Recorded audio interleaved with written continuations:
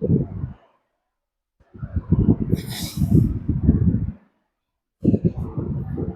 மக்களே, வணக்கம்.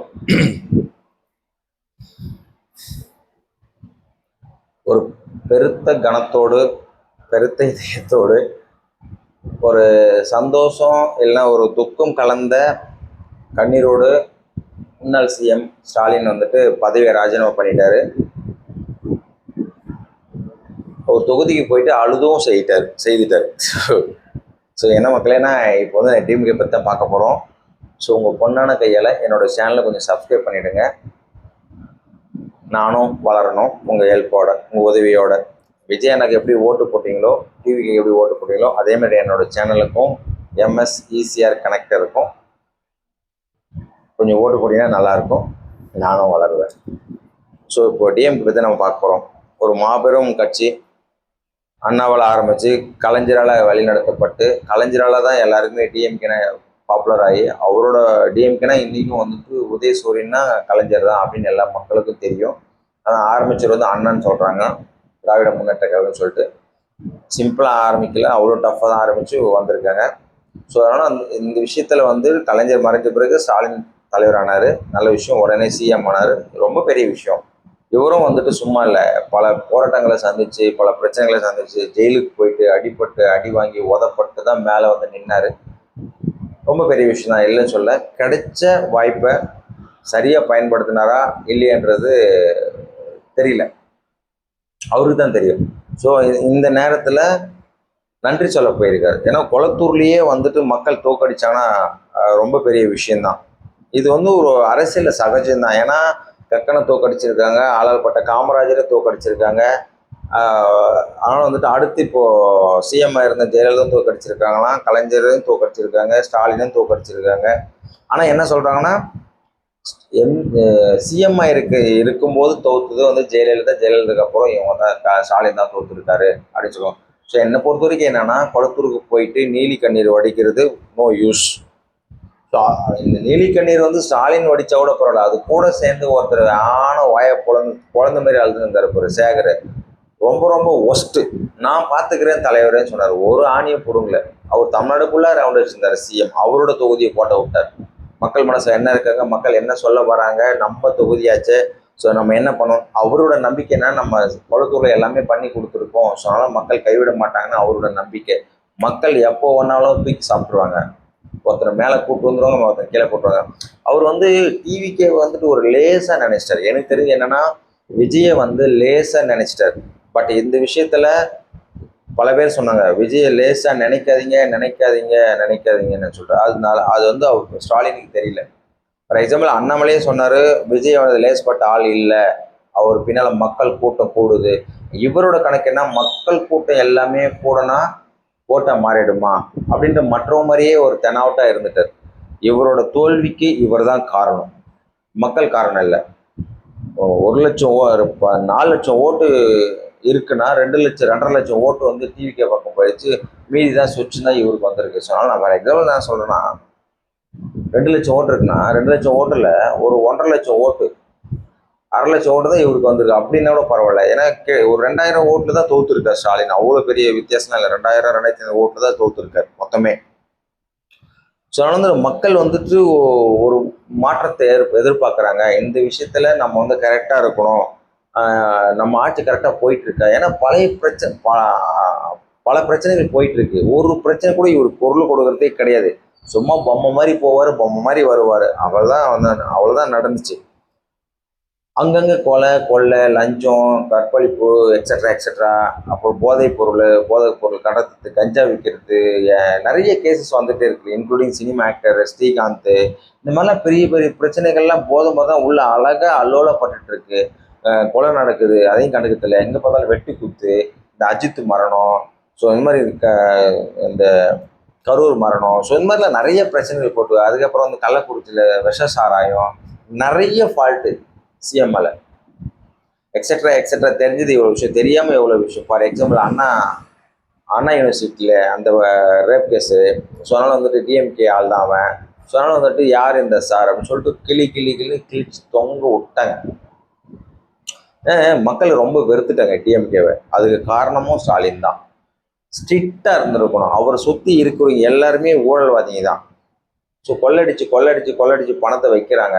நீங்கள் கேட்கணும்னா நீங்கள் கேட்க மாட்டீங்க, உங்களுக்கு பங்கு வருது. ஸோ அதனால் ஓப்பனாகவே சொல்லிட்டாங்க விஜய். ஸோ அதனால் எதிர்கட்சியும் ஓப்பனாக சொல்கிறாங்க, கொள்ளடிக்கிற பணம் எல்லாம் ஸ்டாலினுக்கு போகுது. ஃபார் எக்ஸாம்பிள், ஒயின் சப்ளை 1000 கோடி ஊழல். இருக்கிற விஷயத்த திருப்பி பேச முடியும். உங்களோட தோல்விக்கு, ஸ்டாலினோட தோல்விக்கு ஸ்டாலின் தான் காரணம். இதை எடுத்துட்டு போயிட்டு பெருத்த கணத்தோட, பெருத்த இதயத்தோட நீலி கண்ணீர் வடிக்கிறது என்ன பிரயோஜனம் இருக்கு? பிரியா விடை கொடுக்கிறார். ஸோ கோவமா போயிட்டு ராஜினாமா பண்ணிட்டார். ஸோ ஒன்றும் பண்ண முடியாது. நியூஸ் ஏம் வர போகிறது விஜய் தெரிஞ்சு போச்சு. ஸோ வேற வழி இல்லை. ஸோ நான் வந்து ஃபார் எக்ஸாம்பிள், வெஸ்ட் பெங்காலில் மம்தா பானர்ஜி வந்து நான் ராஜினாமா பண்ண மாட்டேன் குழந்தை மாரி அடம் பிடிச்சிருக்காங்க. எதுக்குன்னே தெரியல. 15 வருஷமா இருந்திருக்காங்க. வேற என்ன பண்ண முடியும்? மக்கள் தீர்ப்பு மாற்றி சொல்லிட்டாங்க, விட்டு தான் ஆகணும். 290 தொகுதியில் 202 தொகுதி அடிச்சிருக்காங்க பிஜேபி. சும்மாவா? மெஜாரிட்டி ஜெயிச்சிருக்காங்க. ஸோ நீங்கள் வந்துட்டு ராஜினாமா பண்ணாலும் இவங்க ரிஜெக்ட் பண்ணிட்டு போயிட்டே இருப்பாங்க. நியூஸ் டீம் உட்கார வச்சிடும். அங்கே நீங்கள் வர முடியாது. போலீஸ் தடுத்து தூக்கி போட்டுருவாங்க. போலீஸை பொறுத்த வரைக்கும் பவர் எங்கே இருக்கோ அங்கே தான் காவல் காப்பாங்க. அவங்களோட வேலை அதான். ஃபார் எக்ஸாம்பிள், நம்ம தமிழ்நாடு எடுத்துக்கோங்க. ஸ்டாலின் பக்கம் இருந்த போலீஸ் எல்லாமே வந்துட்டு ஸ்டாலின் பக்கம் இருந்தாங்க. விஜய் வந்து பிரச்சாரம் பண்ணும்போது ஒரு போலீஸ் கூட சப்போர்ட் இல்லாமல் ரொம்ப கொடுமை பண்ணாங்க. இப்போ அதே போலீஸ் அப்படியே திருப்பி நீலாங்கரைக்கு வந்துட்டாங்க. கோபாலபுரம் இல்லைன்னா தேனாம்பேட்டை இருந்த சைடு இருந்த சிஐடி நகரில் இருந்த போலீஸ் எல்லாமே, ஸ்டாலின் வீட்டை இருந்த போலீஸ் எல்லாமே இப்போ நீலாங்கரைக்கு வந்துடுச்சு. ஸோ நீலாங்கரையில் வந்து கபாலீஸ்வர் நகரில் விஜய் வீட்டு ஃபுல் பாதுகாப்பு. அப்படியே திருப்பணுமா அண்ணா அறிவாலயம் போகிற மாதிரி இந்த பக்கம் ECR Panaiyur full force police. இனிமேல் அப்படிதான் இருக்கும். ஸோ இதுக்கு காரணம் விஜய். அவரோட வெற்றிக்கு விஜய் தான் காரணம். ஸ்டாலினோட தோல்விக்கும் ஸ்டாலின் தான் காரணம். அதான் என்னால் சொல்ல முடியும். அதனால அதுக்கு காரணங்கள் பல அடுக்கிட்டே போகலாம். தோற்றத்துக்கு பல காரணங்கள் சொல்லிட்டே போகலாம். வெற்றிக்கு பல காரணங்கள் சொல்லிட்டே போகலாம். வெற்றியின் தோல்வியும் சாதாரணமாக கிடைக்காதுன்றது பெரிய விஷயம். அதுவும் மக்கள் கிட்டேருந்து நீ ஓட்டு வாங்குறது ரொம்ப ரொம்ப பெரிய விஷயம். ஸ்டாலினுக்கு ஒரு வாய்ப்பு கொடுத்தாங்க, சரியாக யூஸ் பண்ணலை, அவுட்டு. இப்போ விஜய்க்கு ஒரு வாய்ப்பு கொடுத்துருக்காங்க, சரியாக யூஸ் பண்ணி சூப்பராக போனால் தூக்கி போயிட்டே இருக்கலாம். அவர் சொன்ன மாதிரி 30 இல்லை 33 வருஷம் 50 வருஷம் கூட ஆடலாம் கட்சியை. ஆனால் சரியாக யூஸ் பண்ணல, ஸ்டாலின் மாதிரி கீழே போட்டுருவாங்க, அவுட். நான் இப்போயே சொல்கிறேன். ஸோ மக்கள் வந்து லேசாக நினைக்கக்கூடாது. ஸோ அதனால் வந்துட்டு ஃபஸ்ட்டு விஜய் லேசாக நினைக்கக்கூடாதுன்னு சொன்னாங்க, அவர் நிரூபிச்சிட்டாரு. அதுக்கப்புறம் மக்களை லேசாக நினைக்கக்கூடாது. விஜய் கண்டிப்பாக பண்ணுவார். அவர் கூட இருக்கிற அந்த விர்ச்சுவல் வாரியர்ஸ் தான் கரெக்டாக பண்ணணும். அந்த எம்எல்ஏக்கள் தான் கரெக்டாக பண்ணணும். விஜயால் மொத்தமாக சேர்ந்து பண்ண முடியாது. அதுக்கு தான் எம்எல்ஏ, தலைவர், நம்பரு, பொருளாளர், இவன் அவன் எக்ஸட்ரா நிறைய பேர் இருக்காங்க. கலெக்டர்லேருந்து எல்லாரும் பார்ப்பாங்க வேலையை. மக்களுக்கு பணி செய்யறதுக்கு தான் வந்திருக்காங்க. மக்கள் பணியை சரியாக செய்யலைன்னு தான் நான் சொல்லுவேன் ஸ்டாலினை. அதனால தான் தோற்று போயிட்டார். குளத்தூரில் போயிட்டு அழுது நீலி கண்ணீர் வடிச்சு எப்போ மூல கையை காட்டி போகிறது நோ யூஸ். அவ்வளோதான். இதுக்கப்புறம் அவர் சட்டசபைக்கும் போக முடியாது. ஏன்னா அவர் தோத்துட்டார். வீட்டில் உட்காந்து ரெஸ்ட் எடுக்க வேண்டியது தான். என்னைக்கு இவர் கொடைக்கானல் ரெஸ்ட் எடுக்க போனாரோ அன்றைக்கே சொல்லி முடிஞ்சு. நான் ஆல்ரெடி ஒரு வீடியோவில் சொல்லியிருந்தேன். அவ்வளோதான். இனிமேல் ஸ்டாலின் வந்து அப்படியே ரெஸ்ட் எடுக்க வேண்டியதான், பெட் ரெஸ்ட் அப்படின்னு நான் சொல்லியிருந்தேன். அதேமாதிரி ஆகிப்போச்சு. இந்த பக்கம் துபாய் போனார் உதயநிதி ஸ்டாலின். ஸோ அப்படி துபாயிலே இருந்திருக்கலாம். இப்போது அவர் மட்டும் ஒரு சீட்டு ஜெயிச்சிருக்காரு. சரி, வேறு வழி இல்லை. அவர் கூட சேர்ந்து ஒரு இருக்கிற துண்டு எம்எல்ஏக்கெல்லாம் வந்து எதிர்கட்சி தலைவராக வராங்க. வேறு வழி இல்லை. ஸோ அவரோட தலைமையில் தான் எதிர்கட்சி உட்காந்து என்ன பண்ண போகிறான்னு தெரியல. இருந்தாலும் இருக்கிற எம்எல்ஏக்கள் வந்துட்டு விஜய்க்கு குறைச்சல் கொடுப்பாங்க. இவங்க உதவ தெரியுமே, திருந்து இருந்தால் சரி. ஸோ வந்து ஸ்டாலினோட தோல்விக்கு ஸ்டாலின் தான் காரணம் பல முறை சொன்னாலும். ஸோ இப்போ போயிட்டு குளத்தூரில் போயிட்டு நீலி கண்ணீர் வடித்து நோ யூஸ். அதுக்கு பின்னாடி நின்று அழுகுறாங்க பாரு பல மக்கள், அதோட நோ யூஸ். தோத்த எம்எல்ஏக்கு அழுதான்னா அழலனா. ஸோ அதனால் வந்துட்டு பரீட்சைக்கு முன்னாடி தான் பலமாக படிக்கணும். தோத்துட்டு பிறகு ஐயோ போச்சே பிரயோஜனம் இல்லை. அடுத்த எலெக்ஷன் வரைக்கும் வெயிட் பண்ணி தான் ஆகணும். ஸோ வந்திருக்கிற எம்எல்ஏக்களுக்கு வாழ்த்துக்கள் சொல்லணும். ஸோ ஜெயிச்சவங்க வரைக்கும் வாழ்த்துக்கள். ஓகே, இவங்க ஆப்போசிட் டீமாக இருந்தாலும் விஜய் ஆட்சி அமைக்க போகிறாரு, விஜய் சிஎம் ஆக போகிறாரு நாளைக்கு. ஸோ அவங்களை சப்போர்ட் பண்ணணும். அவரை எதிர்க்கிறன்றது மறுபடியும் வந்து தமிழ்நாட்டு மக்கள் எதிர்க்கக்கூடாது. டிஎம்கே நீங்கள் விஜய்க்கு தீய ஒரு ஆப்போசிட் டீமில் பேடாக பிஹேவ் பண்ணிங்கன்னா மக்கள் உங்களுக்கு பேடாக பிஹேவ் கொடுப்பாங்க அடுத்த எலெக்ஷனில். இப்போ நான் சொல்கிறேன், இன்னமும் விஜய்க்கு குடைச்சல் கொடுத்துட்டு நல்லது பண்ணக்கூடாதுன்னு நினச்சிங்கன்னா அடுத்த எலெக்ஷன் நீங்கள் தோற்றுருவீங்க. டிஎம்கே சொல்கிறேன். அதுக்கப்புறம் வாஷ் அவுட். எதிர்கட்சியோட வர முடியாது. இப்போயே நான் வார்ன் பண்ணுறேன். இன்னும் 5 வருஷத்துக்கு முன்னாடி இப்போயே நான் சொல்கிறேன். ஃபியூச்சர் பற்றி சொல்வேன் நான்.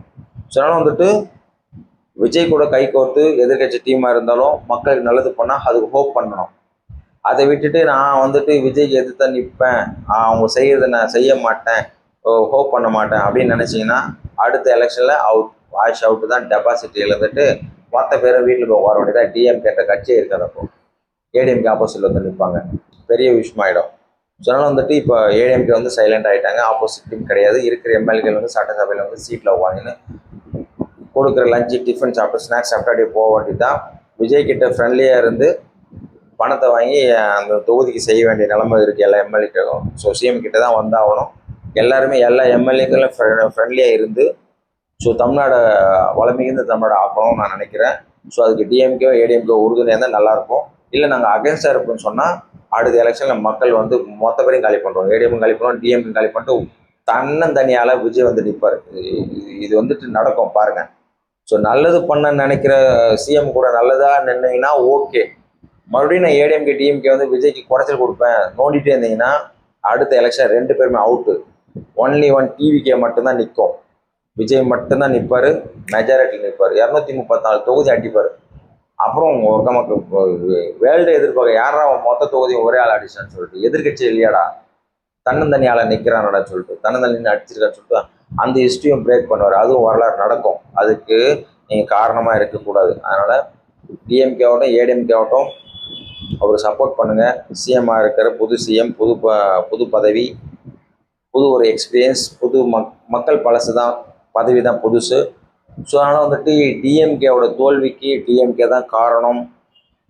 கொள்ளை, கொலை, கற்பழிப்பு, லஞ்சம், ஊழல், அப்புறம் வந்து சட்டம் ஒழுங்கு சரியில்லை, எக்ஸட்ரா எக்ஸட்ரா எக்ஸட்ரா. மக்களை கவனிக்கலை, மக்கள் பற்றி கவலைப்படலை, மக்கள் பற்றி கவலைப்படாத எம்எல்ஏக்கள் ஓசின்னு சொல்கிறது, கொடுத்த சலுகைகளை வந்து ஓசின்னு சொல்கிறது, ஏளனமாக பேசுகிறது, எக்ஸட்ரா எக்ஸட்ரா நிறைய பிரச்சனை சொல்லலாம் டிஎம்கே தோற்றத்துக்கு.